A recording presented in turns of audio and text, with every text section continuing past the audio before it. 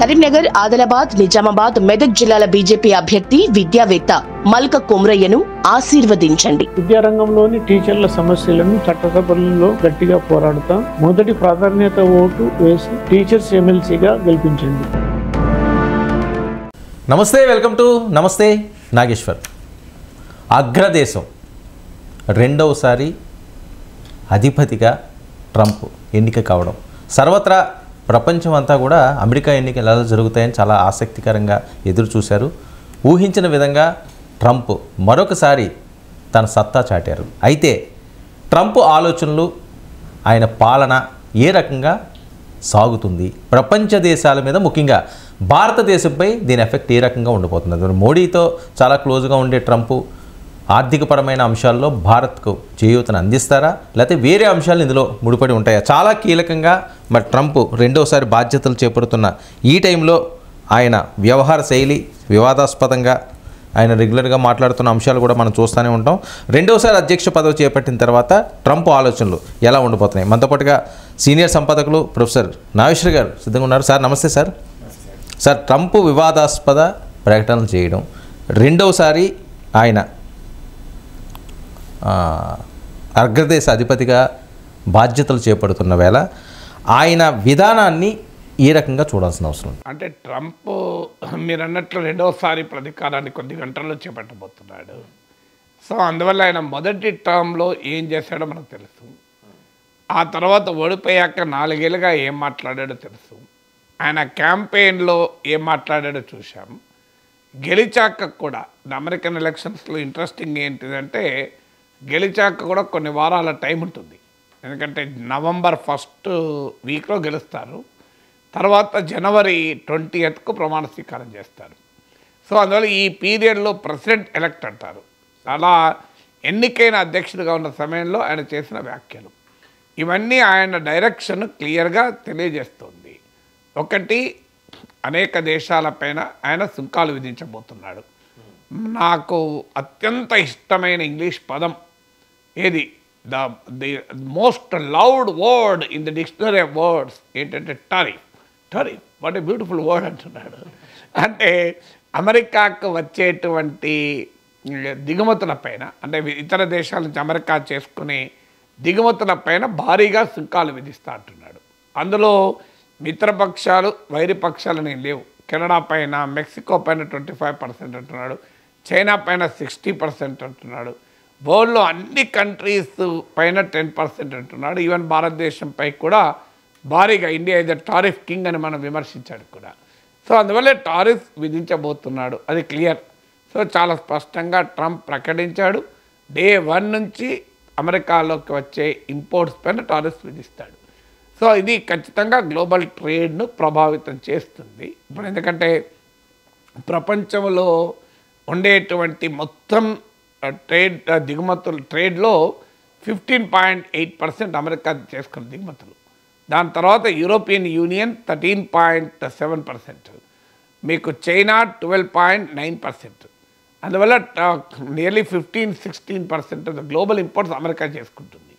అందువల్ల డెఫినెట్గా అమెరికా ప్రభుత్వ విధానం వరల్డ్ ట్రేడ్ పైన బలమైన ప్రభావం పడుతుంది. ఎందుకంటే దీనికి ఆటోమేటిక్గా ఇతర దేశాలకు కూడా రియాక్ట్ అవుతాయి, రిటాలియేట్ చేస్తాయి. ఇక రెండవది ట్యాక్సెస్, పెద్ద ఎత్తున పన్నులను తగ్గిస్తాను కార్పొరేట్లకు అన్నాడు. బడా కార్పొరేట్లకు పన్నులు తగ్గిస్తాడు. అందుకే ఆయన చుట్టూ ఇలాన్ మస్క్, మీకు వివేక్ రామస్వామి నుంచి మొదలుకొని అందరూ చేరాడు. ఇప్పుడు ఈవెన్ ట్రంప్ ప్రమాణ స్వీకారానికి మార్క్ జుకర్బర్గ్, జెఫ్ బెజోస్ ఇలాంటి బిలియనీర్లు అందరూ వస్తున్నారు. ఎందుకంటే ట్రంప్ చుట్టూ ట్రంప్ టీంలో ఉన్న బిలియనీర్ల నెట్ వర్త్ ఎంత అంటే $400 బిలియన్, $40,000 కోట్ల, కొన్ని దేశాల జీడిపి కన్నా ఎక్కువ. సో అందువల్ల ఈ బలమైనటువంటి బిగ్ ఇండస్ట్రియలిస్టులకు పెద్ద ఎత్తున పన్నుల రాయితీలు ఇస్తారు. ప్రత్యేకంగా డిపార్ట్మెంట్ ఆఫ్ గవర్నమెంట్ ఎఫిషియన్సీ అని పెట్టాడు. అంటే ప్రభుత్వ ఖర్చులు తగ్గిస్తాం, ప్రభుత్వము బడా కార్పొరేట్లకు రాయితీలు ఇస్తాం, పబ్లిక్ ఎక్స్పెండిచరు వేస్ట్ఫుల్ తగ్గిస్తాం, ప్రభుత్వ ఉద్యోగుల సంఖ్యను తగ్గిస్తామని దానికి ఇలాన్ మస్క్, వివేక్ రామస్వామిల నాయకత్వంలో ఒక పెద్ద డిపార్ట్మెంటే వేశాడు. సో అలాగే మీకు ఎక్స్పాన్షనిస్ట్ ఎజెండా, మేము గ్రీన్లాండ్ కొనేస్తాం, పనామా కెనాల్ మాకు ఇచ్చేయండి అని మొదలుపెట్టాడు. తర్వాత యుద్ధాలు ఆపేస్తాను అన్నాడు, మీకు బ్లడీ వార్స్ ఆపాలి అన్నాడు. సో అందువల్ల చాలా హైలీ అన్ప్రెడిక్టబుల్ కాదు, అన్కన్వెన్షనల్ లీడర్ కూడా డొనాల్డ్ ట్రంప్. సో ఈవెన్ నాటోను కూడా మిత్ర దేశాలను కూడా హెచ్చరించాడు, మీరు డిఫెన్స్ బడ్జెట్ పెంచాల్సిందే, మేము మీకెందుకు పోషిస్తామన్నాడు. చైనా సంగతి చూస్తానన్నాడు. వెంటనే మళ్ళీ చైనా అధ్యక్షుడు జింపింగ్ ఫోన్ చేసి నా ప్రమాణాధికారం రా అని ఆహ్వానించాడు. సో అందువల్ల ఆయన కాంట్రవర్షియల్ అపాయింట్మెంట్స్ కూడా, ఆయన అపాయింట్మెంట్ చూస్తే ఒకవైపు యుద్ధాన్ని ఆపమన్నాడు, పాలస్తీనా హమాస్ ఇజ్రాయెల్ మధ్య జరుగుతున్న యుద్ధం. మళ్ళీ వెంటనే ఆయన నియమించిన ఫారిన్ సెక్రటరీ, విదేశాంగ మంత్రి, ఇజ్రాయెల్లో రాయబారితో వాళ్ళు అసలు సీజ్ ఫైర్ కాల్పడడానికి వ్యతిరేకంగా ఉన్న వాళ్ళని నియమించాడు. సో అందువల్ల ఆయన ట్రంప్ స్టేట్మెంట్లు చూసినా, ట్రంప్ వైఖరి ఈవెన్ ఇమ్మిగ్రేషన్ పైన పెద్ద ఎత్తున పడతానంటున్నాడు. సో మీకు అందువల్ల ఒకటి మాత్రం నిజం, you can love Trump, you can hate Trump, you can't ignore Trump. Trump American ప్రభుత్వం తీసుకునే విధానాలు అమెరికాను ప్రపంచాన్ని పెద్ద ఎత్తున ప్రభావితం చేస్తాయి. ఆల్రెడీ మొదలైంది, మీరు గమనించండి. ట్రంప్ ఎలక్ట్ అయిన వెంటనే ఈ ఫ్యూ వీక్స్లో జరిగిన పరిణామాలు చూడండి. జర్మనీలో ప్రభుత్వం పడిపోయింది, సౌత్ కొరియాలో ప్రెసిడెంట్ పడిపోయాడు, అరెస్ట్ అయ్యాడు. మీకు ఇజ్రాయిల్లో నెతన్యాహు ప్రభుత్వం చాలా థిన్ మెజార్టీ మీద ఉంది, ఎప్పుడు ఏమవుతుందో యుద్ధమే కాపాడుతుంది. కెనడాలో జస్టిన్ ట్రూడో రాజీనామా చేశాడు. ఫ్రాన్స్లో జరిగిన ఎలక్షన్లలో మ్యాక్రాన్ పార్టీ దెబ్బతిన్నది. బ్రిటన్లో లేబర్ పార్టీ గవర్నమెంట్ వచ్చింది, పెద్ద ఎత్తున ప్రజా వ్యతిరేకత ఎదుర్కొంటోంది. సో ట్రంప్ ఇంపాక్ట్ మీకు డైరెక్ట్గా ఉందా లేదా, వీటన్నిటి వెనకాల ట్రంప్ ఉన్నాడని అంటలేను. కానీ మీకు ఫ్రాన్స్, జర్మనీ, యూకే నుంచి మొదలుకొని మీకు అనేక సౌత్ కొరియా అనేక దేశాల్లో ట్రంప్ ప్రత్యక్ష పరోక్ష ప్రభావం ఎంతో కొంత మీకు ప్రపంచ రాజకీయాలపై కూడా పడుతుంది కదా. అందువల్ల ఆయన స్టేట్మెంట్స్ చూసినా, ఆయన మాటల రీత్యా చూసినా, is going to be a very tough period. వరల్డ్కి అయితే హైలీ అన్ప్రెడిక్టబుల్ అన్సర్టన్ పీరియడ్లోకి ఎంటర్ అవుతుంది ట్రంప్ ప్రెసిడెంట్గా వైట్ హౌస్లో ఎంటర్ కావడంతో. సార్ ప్రపంచ క్రమాన్ని ట్రంప్ ఏ రకంగా రూపొందించే అవకాశం ఉంటుంది ఈయన ఆలోచన సరళకి? అంటే ఒకటి, ఇప్పుడు మీకు క్లియర్గా ఆయన వరల్డ్ పాలసీస్ చూస్తే మీకు అమెరికాలో ఎవరు ఎన్ని మాట్లాడినా పెద్ద తేడా ఉండే అంశాలు కొన్ని ఉంటాయి. మీకు ఉదాహరణకు ఇజ్రాయిల్ ఉంది. ఇజ్రాయిల్ విషయంలో బైడెన్ అయినా ట్రంప్ అయినా తేడా ఉండదు. కొన్ని మాటలు మాట్లాడచ్చు, కొంత బైడెన్ చెప్పితే నెతన్యాహు వినకపోవచ్చు శాంతి ఒప్పందం కొరకు, ట్రంప్ చెబితే వినవచ్చు, ఇవన్నీ ఉండొచ్చు, నేను ఉండవని అంటలేను. కానీ ఓవరాల్గా ఇజ్రాయిల్కి అమెరికా సపోర్ట్, దీంట్లో బైడెన్ అయినా ట్రంప్ అయినా తేడా లేదు. ఇప్పుడు బైడెన్ పెద్ద ఎత్తున ఇజ్రాయెల్కు మద్దతు ఇస్తూ వచ్చాడు. ఆడ మానవ మారణ హోమం గాజాలో జరుగుతున్న 44,000 మంది చనిపోయినా, మొత్తం గాజా పాపులేషన్ మొత్తం నిరాశ్రయులైపోయినా, భయంకరమైన నరకకూపంగా గాజా మారిపోయినా, ఇజ్రాయెల్ సీజ్ ఫైర్ కాల్పన చేయండి అని చెప్పినా ఇజ్రాయెల్ వినకపోయినా ఇజ్రాయెల్కి ఆయుధాలు సప్లై చేస్తూనే ఉంది బైడెన్ ప్రభుత్వం. ఇప్పుడు ట్రంప్ కూడా తేడా ఏముండదు, ఎందుకంటే ట్రంప్ అల్లుడు జూయిష్ ఆరిజిన్ ఉన్నవాడు. ఇతను ఇజ్రాయెల్లో ఉన్న రియల్ ఎస్టేట్ కంపెనీలతో బ్రహ్మాండమైన వ్యాపార సంబంధాలు ఉన్నాయి. మీకు ఇజ్రాయెల్ సిరియాకు చెందిన గోలన్ హైట్స్ ప్రాంతాన్ని ఆక్రమించుకుని ఉంది, దాన్ని ట్రంప్ సమర్థించాడు కూడా. అలాగే మీకు వెస్ట్ బ్యాంక్లో ఇజ్రాయెల్ సెటిల్మెంట్స్ ఉన్నాయి పాలస్తీనా ప్రాంతాల్లో, దాన్ని ట్రంప్ సమర్థించాడు. తర్వాత గాజాలో యుఎన్ రిలీఫ్ వర్క్స్ ఏజెన్సీ పనిచేస్తోంది, దాన్ని తీవ్రవాద సంస్థ అన్న వ్యక్తిని యునైటెడ్ నేషన్స్లో అమెరికా రాయబారిగా నియమించారు. ఈవెన్ 2018లో కూడా అమెరికా ఈ యుఎన్ రిలీఫ్ వర్క్స్ ఏజెన్సీకి సాయాన్ని కంట్రిబ్యూషన్ ఆపేసింది. అందువల్ల ట్రంప్ ఇజ్రాయెల్ విషయంలో ట్రంప్ పాలసీ అయినా బైడెన్ పాలసీ ఒకటే. మీరు ఇరాక్ విషయంలో చూడండి, డెమోక్రాట్లైనా రిపబ్లికన్లైనా ఇరాన్ విషయంలో, ఇరాక్ విషయంలో చాలా విషయాలు ఒకే రకమైన వైఖరి తీసుకుంటారు. అందువల్ల అమెరికన్ ఫారిన్ పాలసీ కొన్ని అంశాల్లో దుందుడుగ్గా ట్రంప్ కనిపించినా బ్రాడ్గా డైరెక్షన్ ప్రపంచ నాయకత్వం కొరకు, వరల్డ్ హెజిమనీ కొరకు అమెరికా చేస్తున్నటువంటి ప్రయత్నం అయితే పోతుందని అనుకోను.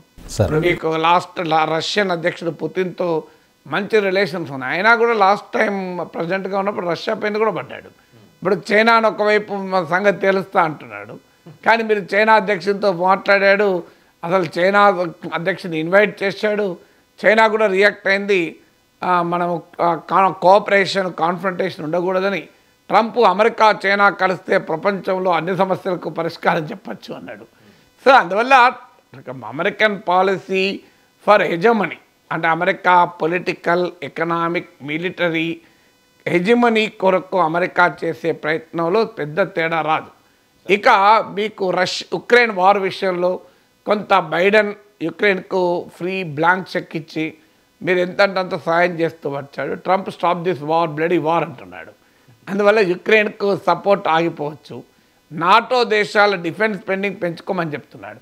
ట్రంప్ ఫస్ట్ టైం ప్రెసిడెంట్ అయినప్పుడు 2016లో డిఫెన్స్ బడ్జెట్ 2% మీరు పెట్టుకోవాలి మీ జీడిపిలోని హెచ్చరించాడు.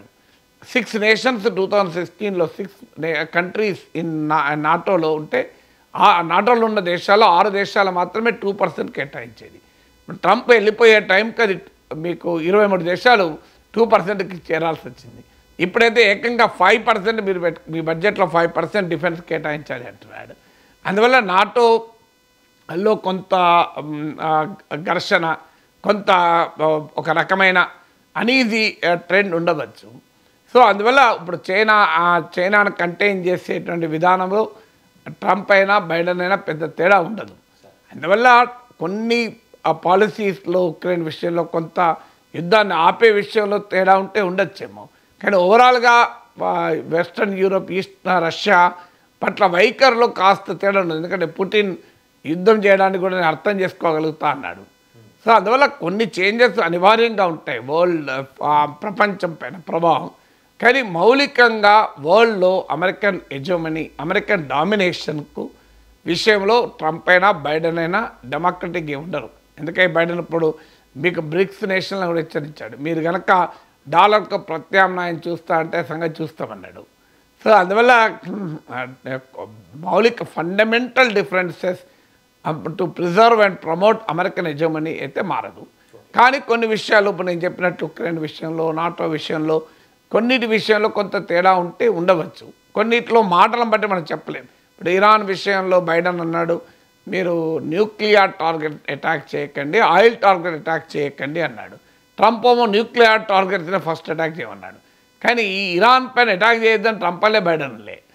ఏది అటాక్ చేయాలన్న దగ్గరే తేడా ఉండదు. అది కూడా అధికారం లేనప్పుడు అన్నాడు. అధికారం వచ్చాక నిజంగానే మరి ఇరాన్ న్యూక్లియర్ ఫెసిలిటీస్ పైన ఇజ్రాయిల్ టార్గెట్ చేయాలని అమెరికా సమర్థిస్తుందా, అమెరికా కోరుకుంటుందా, that is again a question. So అందువల్ల డెఫినెట్గా కొన్ని అంశాలపైన ఫారిన్ పాలసీలో తేడా ఉండొచ్చు. కానీ ఓవరాల్గా అమెరికన్ సుప్రిమసీని నిలబెట్టే విషయంలో పెద్ద తేడా రాదు.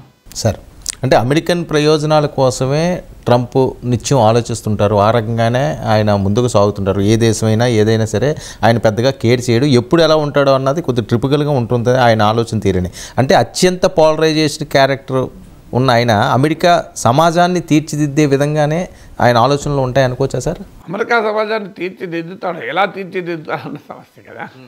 ఇప్పుడు అమెరికన్ సొసైటీలో మీరు అన్నట్లు హైలీ పోలరైజింగ్ ఫిగర్. ఎందుకంటే ఆయన క్లియర్గా వైట్ రేసిస్ట్ అమెరికన్స్కి రిప్రజెంటేటివ్. అందులో మొహమాటం లేదు. మీకు అన్అబాష్డ్ క్రిటిక్ ఆఫ్ మైనారిటీస్, మొహమాటం లేకుండా నాన్ వైట్ ఎథనిక్ మైనారిటీస్ పైన ఆయన చాలా సీరియస్గా కామెంట్లు చేశాడు. మీకు ఉదాహరణకు హైతీ నుంచి వచ్చేటువంటి ఇమిగ్రెంట్స్ మన దగ్గర పెంపుడు కుక్కల్ని, పిల్లులు తినేస్తున్నారు అని కూడా ఆరోపించారు. సో ఈవెన్ మన ఏషియన్ అమెరికన్స్ పైన, ఇమిగ్రెంట్స్ పైన, యాంటీ ఇమిగ్రేషన్ పైన కఠినమైన స్టాండ్ తీసుకున్నాడు. అయితే ఇప్పుడు ఏ రకంగా ఉంటాడు? ఇప్పుడు ఫస్ట్ టర్మ్లో H1B వీసా ప్రోగ్రాంల పైన రిస్ట్రిక్షన్స్ పెట్టాడు. ఇప్పుడేమో H1B వీసాలు సమర్థిస్తున్నాడు. సో అందువల్ల మేక్ అమెరికా గ్రేట్ అగైన్ అనే పాలసీలో మేక్ అమెరికా అంటే ఏంటి? ఆయన దృష్టిలో అమెరికా అంటే ఒక డైవర్సిటీ ఉన్న అమెరికా కాదు, ట్రంప్ దృష్టిలో white America. So make America great again అంటే వైట్ సుప్రమసీ ఉన్న నాటి రోజుల్లో అమెరికా కావాలి. ఇప్పుడు 1950s తీసుకుంటే అమెరికన్ పాపులేషన్లో అత్యధికంగా ఉండేది వైట్లే. Non whites are negligible. ఇప్పుడు మన ఇండియన్ కమ్యూనిటీ నెగ్లిజిబుల్, ఇవాళ ఇండియన్ అమెరికన్స్ 50 లక్షలు ఉన్నారు. సో అందువల్ల మేక్ అమెరికా గ్రేట్ అగైన్ అంటే మనం అందరం అనుకుంటాం అమెరికాను ఒక పవర్ఫుల్ ఎకనామిక్ పవర్గా, సైంటిఫిక్ పవర్గా తీర్చిద్దాం. ఇప్పుడు ఏం అమెరికా ఇప్పటికి కూడా ఎకనామిక్ పవరే, సైంటిఫిక్గా ఇప్పుడు అమెరికా గ్రేట్ కాదా? Why again? ఇప్పుడు అది America is not great now, we'll make America great again అంటే మీనింగ్ ఏంటి?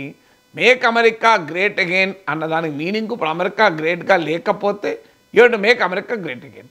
నువ్వు ప్రపంచంలో ఏ మూలకన్నా వెళ్ళి ఎవరినైనా అడగండి which is the greatest powerful country in the world అంటే అమెరికా అని అంటారు కదా.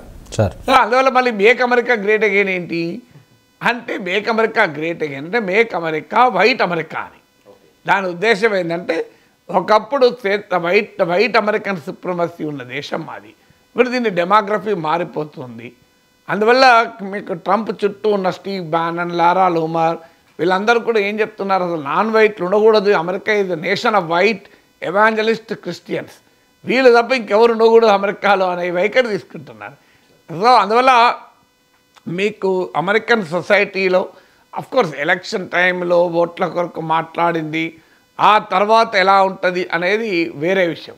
మీరు ఉదాహరణకు మోడీ ఎలక్షన్ స్పీచ్లు వినండి, ఏమన్నాడు, ముస్లిం, ముజ్రా, మంగళసూత్ర, మందిర్, మసీద్, ముస్లిం ఇవన్నీ మాట్లాడాడు. మొన్న మీరు నిఖిల్ కామత్కి ఇచ్చిన ఇంటర్వ్యూ చూడండి, అసలు ఒక సెయింట్లీ స్పీచ్ లాగా ఉంటుంది. సో డైవర్సిటీ, ఈ దేశం గొప్పతనం అని మళ్ళీ మాట్లాడతారు. అందువల్ల ఎలక్షన్ ఈ రెటోరిక్ ఎలా ఉన్నదల్లా మీకు నిజంగా అధికారంలోకి వచ్చినాక అలా ఉంటాడా, we have to see. But డెఫినెట్గా ఆయన core constituency white supremacist Americans, ఆయన కోర్ కాన్స్టిట్యున్సీ. సో అన్ఫార్చునేట్లీ డెమోక్రట్ల పాలనలో ఎకానమీ దానిలో ఇన్ఫ్లేషన్, కాస్ట్ ఆఫ్ లివింగ్ బాగా పెరిగి ఈవెన్ ట్రంప్ రోజు విమర్శించే మైనార్టీలు కూడా కొంతమంది ట్రంప్ కోటేశారు. ఎందుకంటే వాళ్ళు they are more bothered about day to day prices. అందులో నాన్ వైట్ అమెరికన్స్ అంటే మీరు ఏషియన్ అమెరికన్స్ మినహాయిస్తే, ముఖ్యంగా ఇండియన్ అమెరికన్ మినహాయిస్తే లాటినోస్, హిస్పానిక్స్, బ్లాక్స్, మెక్సికన్స్ వీళ్ళు చాలా poor comparatively. So poor people are more affected by inflation కదా. సో అందువల్ల ఒకవైపు ట్రంప్ అమెరికాలో పెరిగిన ఆర్థిక అభద్రతని, ఎకనామిక్ ఇన్సెక్యూరిటీస్ ఉపయోగించుకొని సమాజాన్ని పోలరైజ్ చేశాడు. వరల్డ్ కూడా పోలరైజ్ చేస్తున్నాడు, ప్రపంచాన్ని పోలరైజ్ చేస్తున్నాడు, అమెరికా సమాజాన్ని పోలరైజ్ చేస్తున్నాడు. తనను వ్యతిరేకించే వాళ్ళందరిపైన విరుచుకుపడుతున్నాడు. అది మిత్రుడు కావచ్చు, శత్రువు కావచ్చు, ఎవరైనా కావచ్చు. సో అందువల్ల అమెరికన్ సొసైటీ మళ్ళీ మరింత డివైడెడ్ సొసైటీగా ఉంటుంది, అనివార్యంగా ఉంటుంది. అమెరికన్ సొసైటీలో ఈ ఎథనిక్ టెన్షన్స్, ఈ డైవర్సిటీ అంటే అమెరికాకున్న గొప్పతనం ఏంటంటే ఇది ల్యాండ్ ఆఫ్ ఆపర్చునిటీస్. సో ప్రపంచంలో ఎవరైనా వెళ్ళి అమెరికాలో పూర్తి అవకాశాలు తీసుకుని ఒక స్థాయికి వచ్చారు. అందులో immigrants contributed significantly for America. ఇప్పుడు ఇలాన్ మస్క్ సౌత్ ఆఫ్రికా నుంచి వచ్చాడు, ఆ మాటకైతే డొనాల్డ్ ట్రంప్ కూడా వాళ్ళ తాత జర్మనీ నుంచి వచ్చాడు. సో ఇవాళ టాప్ కంపెనీస్ అయిన గూగుల్, మైక్రోసాఫ్ట్ ఈ రెండు కంపెనీలకు ఎవరు ఇండియన్ అమెరికన్ నాయకత్వం వేస్తున్నాడు. అందువల్ల వైట్ అమెరికన్స్తో పోలిస్తే non white immigrant 3 times 4 times ఎక్కువ ఉన్నారు. మీరు కార్పొరేట్ సీఈఓలు తీసుకోండి, నోబెల్ బహుమతులు తీసుకోండి, పేటెంట్లు తీసుకోండి, మీడియన్ ఇన్కమ్ తీసుకోండి, ఇదంతా అమెరికన్ ఎకానమీకి భారీ ఎత్తున కంట్రిబ్యూట్ చేశారు. సో అందువల్ల కానీ వైట్ అమెరికన్ దీన్ని భరించలేకపోతున్నారు. సో ట్రంప్ మరి ఎలా బ్యాలెన్స్ చేస్తాడు ఈ రెండింటిని మధ్య అనేది ఒక interesting point. But definitely is a hegemonist, is a supremacist. అందువల్ల చాలా పోలరైజింగ్ ఫిగర్. అందులో మెజారిటీ వైట్ అమెరికన్ సుప్రీమసీ ఉండాలని కోరుకుంటాడు కనుక అమెరికన్ సొసైటీలో మరింత పోలరైజేషన్ పెరిగే ప్రమాదమే ఉంటుంది. సార్, ఇలాంటి కీలకమైన సమయంలో బైడెన్ చేసిన వ్యాఖ్యలు పెద్ద ఎత్తున కలకలం రేపింది. అమెరికాను అలీగార్క్ చేతుల్లోకి పోతుందన్న ఆరోపణలు ఎలా చూడాలి? అంటే ఫస్ట్ మనకు ఆలిగార్కీ అంటే అర్థం కావాలి. ఆలిగార్కీ అంటే few people ruling the country.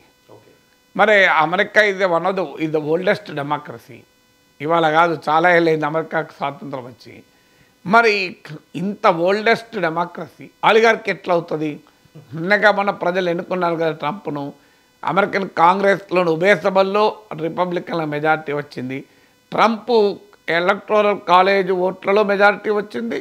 డైరెక్ట్గా అమెరికా ప్రజలు ఎన్నుకున్న ఓట్లలో కూడా మెజారిటీ వచ్చింది. మరి అలాంటప్పుడు ఎలా ఆలిగార్కి అవుతాడు అని ఎవరైనా అనుకోవచ్చు. కానీ గ్లోబల్ డెమోక్రసీస్ ఇంక్లూడింగ్ ఇండియాలో ఏం జరుగుతుంది అంటే మనీ పవర్ ఎన్నికలను శాసిస్తోంది. ఇప్పుడు ట్రంప్ టీంలో ఉన్న బిలియనర్స్ వాళ్ళ మొత్తం ఆస్తి $400 బిలియన్, అంటే 40,000 కోట్ల డాలర్లు. కొన్ని దేశాల జీడిపి కన్నా ఎక్కువ. ఓ ఇలాన్ మస్క్ కావచ్చు, ఇలాంటి వాళ్ళందరూ, వివేక్ రామస్వామి కావచ్చు. సో ఒక ఫ్యూ బిల్ ఇప్పుడు ఇలాన్ మస్క్ చూడండి, అసలు అమెరికా పాలసీస్లో అమెరికన్ ప్రభుత్వంలో భాగం కాకపోయినా అమెరికన్ ప్రభుత్వ విధానాలనే ప్రభావితం చేస్తున్నాడు. సో ఇవాళ బ్రిటన్ రాజకీయాలపైన, జర్మనీ రాజకీయాలు, అర్జెంటీనా రాజకీయాలు, ఇలా ప్రపంచ రాజకీయాలపైన కామెంట్ చేస్తున్నాడు. అసలు గవర్నమెంట్లో లేకుండా ట్రంప్తో అన్ని సెన్సిటివ్ డిస్కషన్లో భాగస్వామ్యం అవుతున్నాడు. సో ఎలా సాధ్యమైంది? ఇంత పెద్ద big business man is completely ruling the Trump. ఇప్పుడు ట్రంప్ ప్రెసిడెంటా, ఇలాన్ మస్క్ ప్రెసిడెంటా అని అనుమానం వచ్చే దశకు వచ్చింది. అందువల్ల ఈ బిగ్ బిజినెస్, మోనోపలీ క్యాపిటల్ ప్రభావము, బిగ్ టెక్ కంపెనీల వీటి ప్రభావం గణనీయంగా పెరిగింది. ఇప్పుడు మార్క్ జుకర్బర్గ్ చూడండి, ట్రంప్ అధికారంలోకి ఫస్ట్ టర్మ్లో ట్రంప్తో కొంత డిఫర్ అయ్యాడు, ట్రంప్ వ్యతిరేకత అయ్యాడు. ఇప్పుడు ఏమైపోయాడు?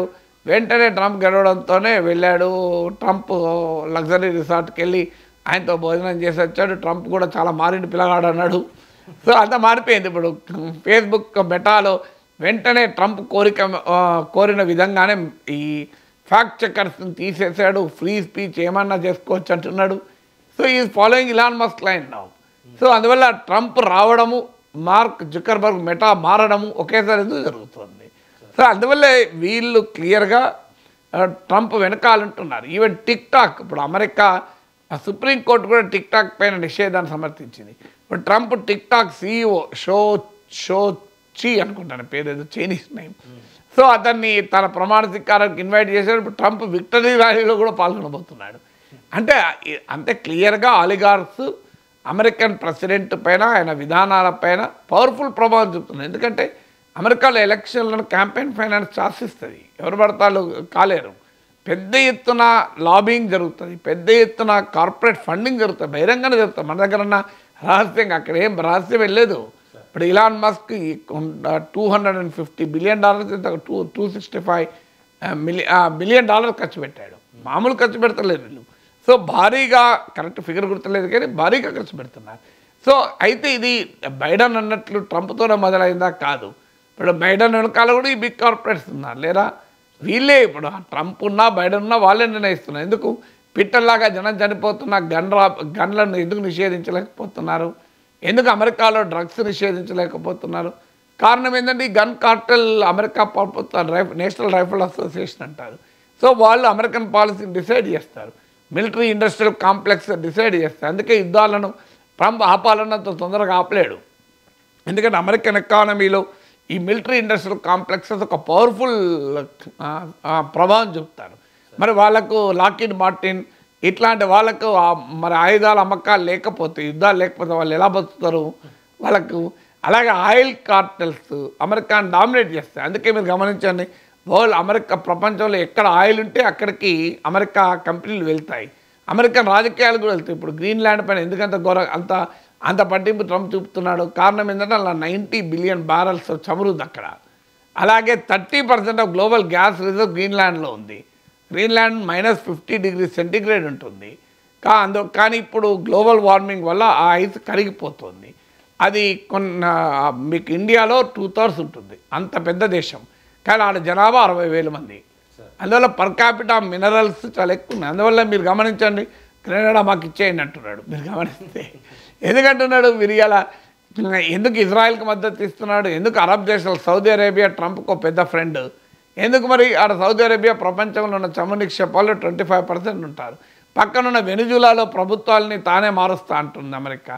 ఎందుకు? వెనిజులాలో ఆయిల్ నిక్షేపాలు ఉన్నాయి. సో అందువల్ల ఈ ఆయిల్ ఎక్కడుంటే మీకు ఇప్పుడు రేర్ ఎర్త్ మెటల్స్ ఉన్నాయి గ్రీన్లాండ్లో. గ్యాస్ ఒకటే కాదు, ఆయిల్ ఒకటే కాదు. సో రేర్ ఎర్త్ మెటల్స్ ఉన్నాయి, అవి కావాలి.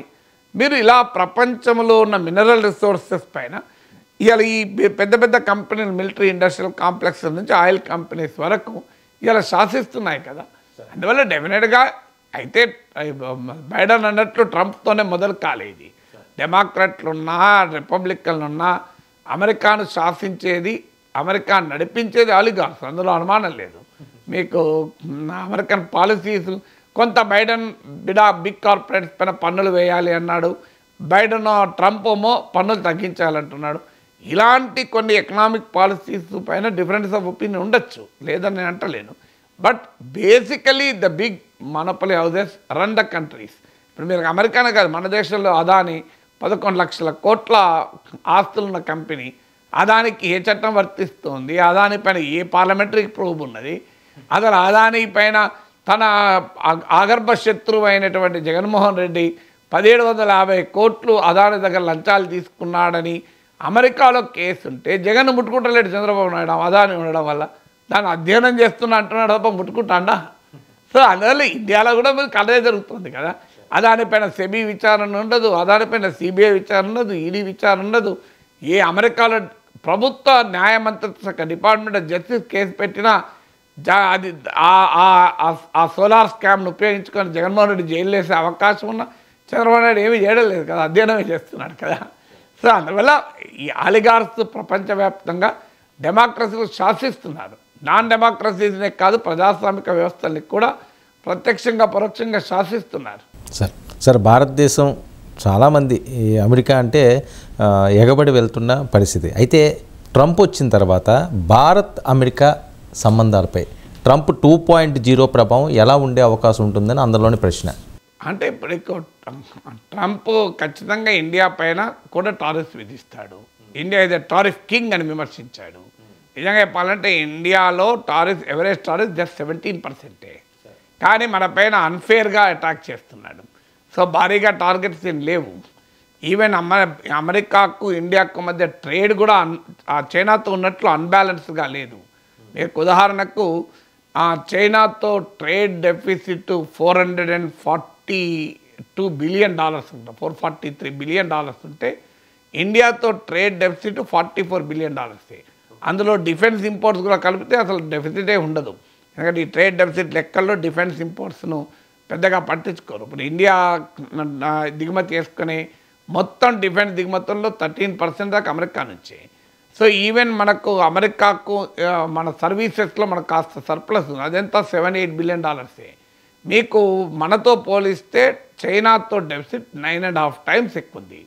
కానీ మనను చైనాను ఈక్వల్గా ట్రంప్ తిరుగుతున్నాడు. విచిత్రం ఏంటంటే అందువల్ల ఇప్పుడు ఇండియాకు అమెరికా చట్టం ఉంది, జనరల్ సిస్టమ్ ఆఫ్ ప్రిఫరెన్సెస్ అని, generalise system of preferences GSP అని. ఆ జిఎస్పి కింద భారతదేశానికి కాస్త కొన్ని రకాల వస్తువుల ఎగుమతుల పైన డ్యూటీస్ ఉండేవి కావు. అంటే వాటిని తొలగించారు. ఇప్పుడు జనరలైజ్ సిస్టమ్ ఆఫ్ ప్రిఫరెన్సెస్ ఇండియాకు వర్తించదని చెప్పేశాడు. సో అది ఈవెన్ మళ్ళీ పునరుద్ధరించే అవకాశం కూడా లేదు. అందువల్ల ఖచ్చితంగా మన దేశ వస్తువులపైన కూడా టారిఫ్స్ పెంచుతాడు అనివార్యం. కానీ అమెరికన్ ఎకానమీలో ఇండియన్స్ అనేది కీలకం. ఎందుకంటే మన ఇప్పుడు science and technology, engineering, mathematics అంటారు స్టెమ్ కోర్సెస్లో అమెరికాలో చదువుతున్న వాళ్ళు 25% ఇండియన్సే స్టెమ్ మ్యాన్ పవర్లో. మీకు అందుకే H1B వీసాలను ఉపయోగించుకునే వాళ్ళు 60% ఇండియన్సే. సో ఇప్పుడు H1B వీసా అయితే ఇప్పటి వరకు పాజిటివ్గా మాట్లాడాడు Trump, it's a great programme అని. మళ్ళీ రేపు ఏం చేస్తారో తెలియదు. ఎందుకంటే ఇదివరకు ఆయన ఫస్ట్ టైం ప్రెసిడెంట్ ఉన్నప్పుడు H1B వీసాల పైన కూడా ఆంక్షలు విధించారు. అయితే ఇది ఏంటంటే అమెరికన్ ఎకానమీ కూడా కీలకం. ఎందుకంటే ఇలా H1B వీసాల పైన పనిచేస్తున్న వాళ్ళు ఎవరేజ్ ఒక అమెరికన్ వర్కర్తో పోలిస్తే 60% తక్కువ శాలరీకి పనిచేస్తున్నారు. సో దే ఆర్ ఒక రకంగా cheap man power, subsidise man power. ఇప్పుడు అమెరికన్ మల్టీనేషనల్స్ గవర్నమెంట్ రిపోర్ట్ ఉంది యుఎస్ మల్టీనేషనల్స్ పైన. సో అమెరికన్ గవర్నమెంట్ రిపోర్ట్ ప్రకారం ప్రపంచవ్యాప్తంగా మల్టీనేషనల్స్లో పనిచేసే మ్యాన్ పవర్లో 12% ఇండియన్స్. మీకు multinational companies research and development పైన పెడుతున్న ఎక్స్పెండిచర్లో 8% ఇండియాలో. మీకు మల్టీనేషనల్ కంపెనీస్ $1 ఇన్వెస్ట్ చేస్తే దాని మీద మ్యాక్సిమం రేట్ ఆఫ్ రిటర్న్ ఇండియాలో వస్తుంది వాళ్ళకు. ఇది యుఎస్ మల్టీనేషనల్స్కు. అందువల్ల వాళ్ళు వట్టిగానే మన ఇండియాకి రావడం లేదు, ఇండియా మీద ప్రేమతో కాదు, అనివార్యంగా Indians are contributing to the American economy in a very big way. So మనకు ఇప్పుడు మరి ఇలా ఉండగా మన ఇండియాతో ఎలా ఉంటాడు, ఎందుకంటే ఆయన అమెరికా ఫస్ట్ అని అంటున్నాడు. సో మన గతంలో చూసాం, మన హార్లీ డేవిడ్సన్ లాంటి వాటిపైన, ఇప్పుడు టెస్లా పైన, ఎలక్ట్రిక్ వెహికల్స్ పైన రాయితీలు ఇవ్వాలి అని చెప్పి డిమాండ్లు చేసే అవకాశం ఉంది. సో ఇప్పుడు మనం ఇండియాకు అమెరికాకు మధ్య బలమైన ఆర్థిక బంధం ఉంది. ఇప్పుడు మనము ప్రపంచంలో ఆర్మ్స్ ఇంపోర్ట్ చేసుకునేలో గ్లోబల్ డిఫెన్స్ ఇంపోర్ట్లో 9.8% ఇండియానే చేసుకుంటుంది. ఇండియా ఇది one of the biggest defence importer. ఒకప్పుడు మనం 75% రష్యా నుంచి ఇంపోర్ట్ చేసుకునే వాళ్ళం. ఇప్పుడు రష్యా నుంచి డిఫెన్స్ ఇంపోర్ట్లు 1/3 33% పడిపోయినాయి. అమెరికాది 13% పెరిగింది. అందువల్ల ఇప్పుడు డిఫెన్స్ ఇంపోర్ట్స్లో కూడా డిఫెన్స్ రంగంలో ఎలా వ్యవహరిస్తారు, మన పైన ఇదివరకు గతంలో మనం రష్యా నుంచి S-400 మిసైల్ డిఫెన్స్ సిస్టమ్ పెడతానంటే చాలా తీవ్రమైన ఆంక్షలు విధిస్తానని బెదిరించారు. అఫ్కోర్స్ ఇండియా కాస్త ఉపశమనం ఇచ్చారు. Countering American adversaries through sanctions act, కార్సా చట్టం కింద మన పైన ఆంక్షలు పెడతానన్నాడు.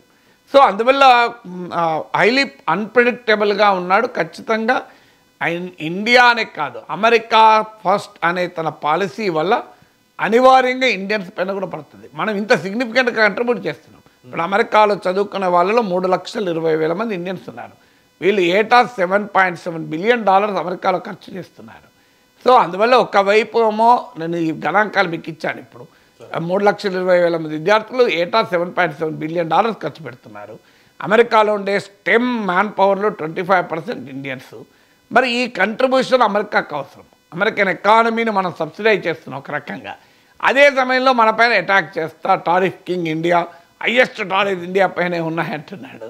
సో అందువల్ల ఇండియా నెసెసిటీ ఉంది.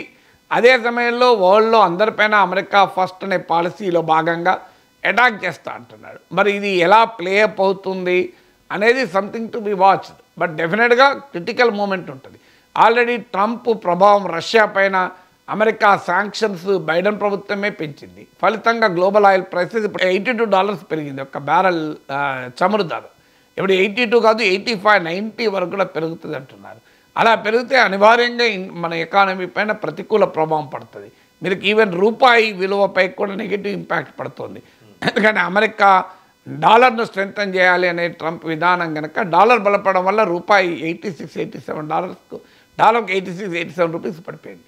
అందువల్ల ఇండియన్ ఎకానమీ సీరియస్ ఛాలెంజెస్ అయితే ట్రంప్ ఎరాలు ఎదుర్కోక తప్పదు. అంటే ట్రంప్ భారతదేశ ఆర్థిక ప్రయోజనాల్ని దెబ్బతీసే విధంగా ఉంటుందంటారా సార్? మెరుగుపరిచే ఛాన్స్ ఉంటుందా? అంటే ఇప్పుడు ఆర్థిక ప్రయోజనాలంటే ఒకటి, మన రూపాయి విలువ పడిపోతుంది. ట్రంప్ ప్రభావం చాలా క్లియర్గా కనబడుతోంది. ఈవెన్ బ్రిక్స్ కరెంట్ దేశాలు హెచ్చరించాడు, ఇండియా కూడా అందులో భాగం. మీరు కనుక డీడాలరైజేషన్కి వెళితే మీ పైన నేను ఆంక్షలు విధిస్తాను అని. అసలు బ్రిక్స్ కరెన్సీ, కామన్ కరెన్సీ అనేది దరిదాపులో కూడా ఆలోచనలో లేదు. అయినా కూడా హెచ్చరించాడు. బ్రిక్స్ కరెన్సీ అంత ఈజీ కాదు. ఇప్పుడు Brazil, Russia, India, China, south Africa common కరెన్సీకి దగ్గరలో ఉన్నాయా? అది ట్రంప్కు తెలియదా? అయినా కూడా హెచ్చరించాడు, మీరు కనుక డాలర్ కాక వేరే వాటికి వెళ్తాను అంటే మీ పైన తీవ్ర ఆంక్షలు ఉంటాయని బెదిరించాడు. సో అందువల్ల మీకు డాలర్ బలపడుతున్న కొద్దీ ఇండియన్ ఎకానమీ పైన తీవ్రమైన ప్రభావం పడుతుంది. అలాగే డాలర్ స్ట్రెంగ్తన్ అవుతున్న కొద్దీ ట్రంప్ విధానాల వల్ల మీకు మన దేశం నుంచి ఫారిన్ ఇన్వెస్టర్లు కూడా వెళ్ళిపోతుంటారు. ఇప్పుడు మన స్టాక్ మార్కెట్ నుంచి ఈ కొత్త ఏడాదిలోనే $2 బిలియన్ వెళ్ళిపోయాయి. ఫలితంగా కూడా మన రూపీ పైన ప్రభావం పడింది. అందువల్ల డాలర్ స్ట్రెంగ్తన్ అవుతున్న కొద్దీ ఇండియన్ ఎకానమీ పైన అనివార్యంగా ఇంపాక్ట్ పడుతుంది. అలాగే మన ట్రేడ్ ఇప్పుడు ఈ మంత్ డిసెంబర్లో కొద్దిగా ట్రేడ్ డెఫిసిట్ తగ్గింది, కానీ నవంబర్లో అయితే రికార్డు స్థాయిలో $38 బిలియన్ మన ట్రేడ్ డెఫిసిట్ వెళ్ళింది వాణిజ్య లోటు. ఈవెన్ ఒక దశలో మన కరెంట్ అకౌంట్ డెఫిసిట్ కూడా 2.8% ఆఫ్ జీడిపికి వెళ్ళింది. అందువల్ల డెఫినెట్గా మన ఎగుమతుల పైన ఇప్పటికే ఎక్స్పోర్ట్స్ పెరగడం లేదు. ఇప్పుడు అమెరికా అనుసరించే విధానాలు, ఎందుకంటే భారతదేశం చేసే ఎగుమతుల్లో గణనీయమైన భాగం అమెరికాకి చేస్తుంది. So India very largest export destination America. So అందువల్ల మరి అమెరికాకు మనం ఎక్స్పోర్ట్ చేసేటప్పుడు ట్రంప్ అక్కడ ఇంపోర్ట్స్ పైన రిస్ట్రిక్షన్లు పెడితే ఖచ్చితంగా మన ఎక్స్పోర్ట్స్ దెబ్బతింటాయి. ఇప్పుడే ఎక్స్పోర్ట్స్ స్లో డౌన్ ఉన్నాయి, వీటి వల్ల మరింతగా దెబ్బతినే ప్రమాదం ఉంటుంది. ట్రంప్ విధానాల వల్ల గ్లోబల్ ఆయిల్ ప్రైసెస్ పెరిగితే, ఎందుకంటే ఈ జియో ఎకనామిక్ అన్సర్టనిటీస్ వల్ల మీకు ఆయిల్ ప్రైస్ పెరిగితే అది ఇండియన్ ఎకానమీ పైన కూడా నెగిటివ్ ఇంపాక్ట్ ఉంటుంది. సో H1B వీసాల వల్ల మన ఐటీ కంపెనీలు పెద్ద బిగ్గెస్ట్ బెనిఫిషరీ. మన సర్వీసెస్ ట్రేడ్లో అమెరికాలో కాస్త సర్ప్లస్ కూడా ఉన్నాం. అందుకు ప్రధానమైన కంట్రిబ్యూషన్ చేసేది ఐటీ రంగం. మరి H1B వీసాల పైన ఇప్పటివరకైతే రెస్ట్రిక్షన్స్ పెట్టా అంటున్నాడు. కానీ make America great again lobby నుంచి చాలా ప్రెషర్ ఉంది. మీరు ఓపీటీ పైన ఆంక్షలు పెట్టండి, H1B వీసాల పైన ఆంక్షలు పెట్టండి అని. బట్ వీటికి ట్రంప్ మరి ఆ లాబీకి తల వంచి కనుక రెస్ట్రిక్షన్లు పెడితే అది ఖచ్చితంగా మన ఐటీ కంపెనీల ప్రాఫిటబిలిటీ మార్జిన్ల పైన తీవ్రమైన నెగిటివ్ ఇంపాక్ట్ చూపుతుంది. సో అందువల్ల ఒక ఆన్సెస్ మూమెంట్ అయితే డెఫినెట్గా ఉంది ఇండియన్ ఎకానమీకి. సో బట్ ఒక అడ్వాంటేజ్ అంటే ఇండియన్ ఎకానమీ పూర్తిగా ఎక్స్పోర్ట్ డ్రివెన్ ఎకానమీ కాదు. మనం గ్లోబల్ ఎకానమీతో కనెక్ట్ అయి ఉన్నా చైనా లాగా ఇతర దేశాల్లాగా మనం హైలీ ఎక్స్పోర్ట్ డ్రివెన్ ఎకానమీ కాదు. దాంతోపాటు ఈ అమెరికా అనుసరించే విధానాలను ఎదుర్కోవటానికి ఇండియా ఇప్పటికీ కూడా ప్రిపేర్ అవుతూ వచ్చింది. మీరు గమనిస్తే రష్యా ఆయిల్ నుంచి సప్లైస్ దెబ్బతింటున్నాయి కనుక మన ఇతర దేశాల నుంచి ఆయిల్ సప్లైస్ గురించి ఆల్రెడీ ఆలోచిస్తున్నాం మనం. సో అందువల్ల అమెరికా మన పైన టారిఫ్స్ విధిస్తే మనం కూడా టారిఫ్ విధించాం గతంలో. అమెరికా వాల్నట్ల పైన విధించాం. సో దానికి కూడా మనం ప్రిపేర్ అయ్యే అవకాశం ఉంటుంది. అందువల్ల ఇండియా విల్ ఆల్సో ప్రిపేర్. అందుకే ఇటీవల ఈవెన్ చైనాతో నుంచి కూడా FDI స్వీకరించాలని చెప్పి మన గవర్నమెంట్ డిసైడ్ చేసింది. చైనాతో బార్డర్ కూడా డిస్ప్యూట్ కాస్త రిలాక్స్ అయింది. కారణం ఏంటంటే తెలిసింది, ఎందుకంటే అమెరికా అనుసరించే విధానాల వల్ల ఇండియా ఎఫెక్ట్ అవుతుంది కనుక దానికి తగ్గట్టు కౌంటర్ మెజర్స్ ఏం తీసుకోవాలి అనేది అన్ని దేశాలు ఆలోచిస్తున్నాయి, ఇండియా కూడా ఆలోచిస్తుంది. సార్, ఏదైతే మీరు ఇప్పుడు ప్రస్తావించారో చైనాను కూడా భారతదేశం స్నేహపూర్వకంగా ముందుకు సాగాలన్న ఆలోచనతో సాగుతుందని, కానీ చైనాపై ట్రంప్ ద్వేషం భారత్కు మేలు చేస్తుందా చేడు చేస్తుందా? It can go in any way. ఒకటి ఇప్పుడు చైనా ప్లస్ స్ట్రాటజీ అని మీ కోవిడ్ తర్వాత ట్రంప్తో సంబంధం లేకుండానే కోవిడ్ తర్వాత చైనా ప్లస్ స్ట్రాటజీని మన వాళ్ళు అనుసరించారు. ఎందుకంటే ప్రపంచం అనుసరించింది. కారణం ఏంటి అంటే ఒక్క దేశం పైన ఆధారపడితే కష్టం అవుతుందని.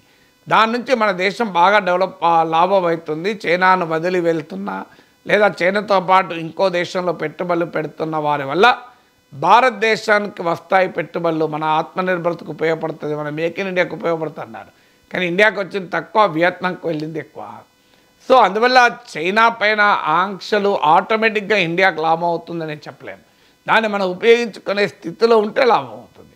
ఇప్పుడు అందువల్ల అమెరికా చైనా పైన అటాక్ పెట్టడం గ్యారంటీ.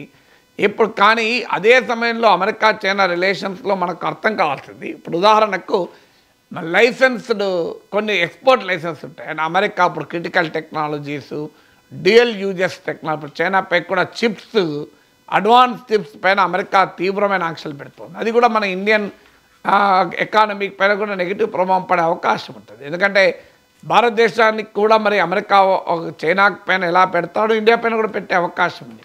అందువల్ల మీకు చైనా స్పెసిఫిక్ పాలసీ ఉండదు అమెరికాది. తన ప్రయోజనాలు కాపాడుకోవడానికి ఏ కంట్రీ పైన టార్గెట్ చేస్తాడు.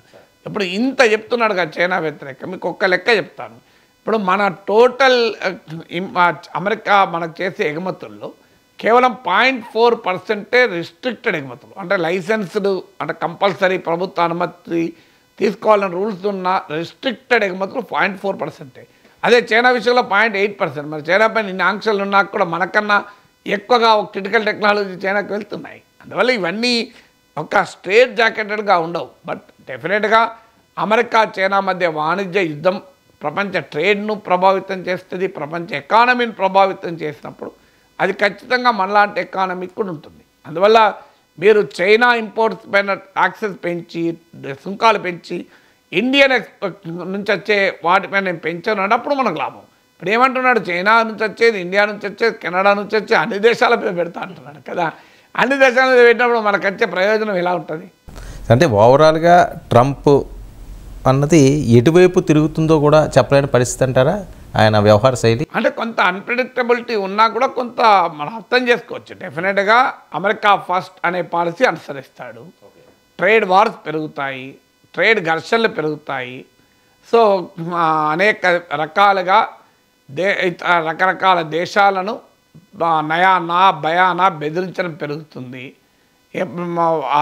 ఈ అంటే ప్రెషరైజేషను, ఆన్ ట్విస్టింగ్ అంటారే, ఆన్ ట్విస్టింగ్ పెరుగుతుంది. So but still uncertainty, unpredictability world ఎకానమీలో పెరుగుతుంది, వరల్డ్ పాలిటిక్స్లో పెరుగుతుంది. సో దానికి మనం ప్రిపేర్ అయి ఉండాలి, ఎందుకంటే ట్రంప్ యొక్క స్వభావం అది. తర్వాత మీకు ట్రంప్ అమెరికా జరుగుతానికి కౌంటర్గా కూడా మార్పులు వస్తూనే ఉంటాయి. ఇప్పుడు ఉదాహరణకు రష్యా ఇరాన్ తాజాగా ఒప్పందం చేసుకుంది, రష్యా నార్త్ కొరియా ఒప్పందం చేసుకుంది. అంటే అమెరికాకు పోటీగా మరో కూటమి కూడా ఎమర్జ్ అవుతుంది. అందువల్ల ఈ పరిణామాలకు కూడా మనం సిద్ధపడి ఉండాలి. సరే, okay, thank you so much Nageshwar గారు.